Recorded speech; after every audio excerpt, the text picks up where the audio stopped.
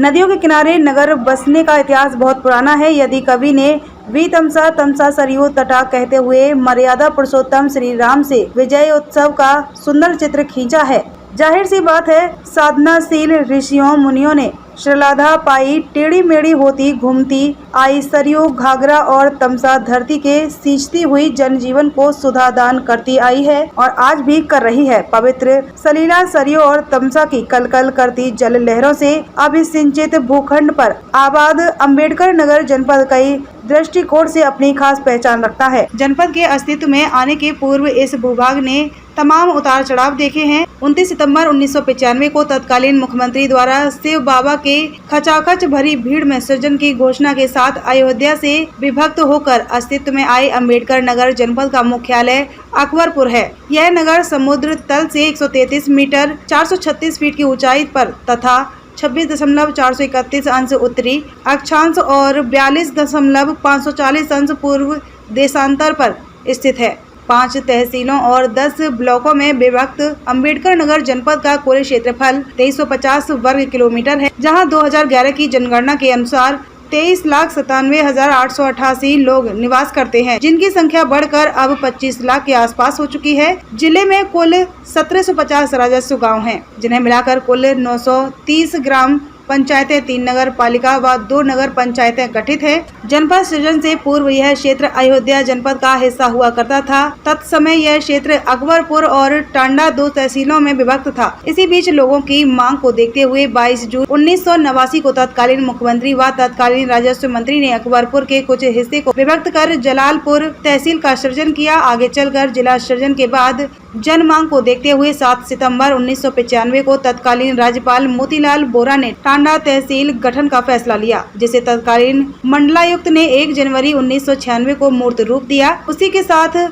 आलूर तहसील अस्तित्व में आ गई। इसी बीच 31 अक्टूबर 2007 को अकबरपुर तहसील के कुछ हिस्सों को लेकर भीटी तहसील का सृजन हुआ। इस प्रकार जिले में कुल 5 तहसील हो गयी। यही नहीं, 1930 ग्राम पंचायतों को 1750 राजस्व गांव में फैले अम्बेडकर नगर जनपद को पहले 9 विकास खंडों में विभक्त किया गया है, जिसमें अकबरपुर, टांडा, बसखारी, रामनगर, जहांगीर नगर, बियाव, जलालपुर, कटेहरी और भीटी शामिल है। ऐतिहासिक दृष्टिकोण से नजर डालें तो मिलता है कि जिस अम्बेडकरपुर शहर को अम्बेडकर नगर जिले का मुख्यालय बनाया गया है, वह नवाबी काल में बिल्कुल वीरान क्षेत्र था। 16वीं शताब्दी से 6वीं दशक तक यह क्षेत्र घनघोर जंगल का हिस्सा था। सन 1566 ईस्वी में जब सम्राट अकबर का यहाँ आगमन हुआ, तब यह नगर अस्तित्व में आया। वर्णन मिलता है 1566 में सम्राट अकबर यहाँ जिस स्थान पर आए और रुके, उसे आज तहसील तिराहे के नाम से जाना जाता है। तत्समय उन्होंने तहसील तिराहे के बगल पूजा के लिए एक मंदिर का निर्माण कराया, जिसे आज किले वाली मस्जिद के नाम से जाना जाता है। इसी दौरान उन्होंने एक बस्ती भी बसाई, जिसे अकबरपुर नाम दिया गया, जो आज जिला मुख्यालय के रूप में जाना जाता है। बताते हैं कि यहाँ से आगे बढ़ने के लिए तमसा को पार करने का कोई साधन नहीं था, जिसके लिए सम्राट अकबर ने एक लकड़ी का पुल बनाया था, जिसे काफी दिन तक शाही पुल के नाम से जाना जाता रहा। यही पुल आज बदले स्वरूप में अकबरपुर और शाहजादपुर को जोड़ता है। इतिहासकार बताते हैं शाही पुल निर्माण के बाद सम्राट अकबरपुर के निर्देश पर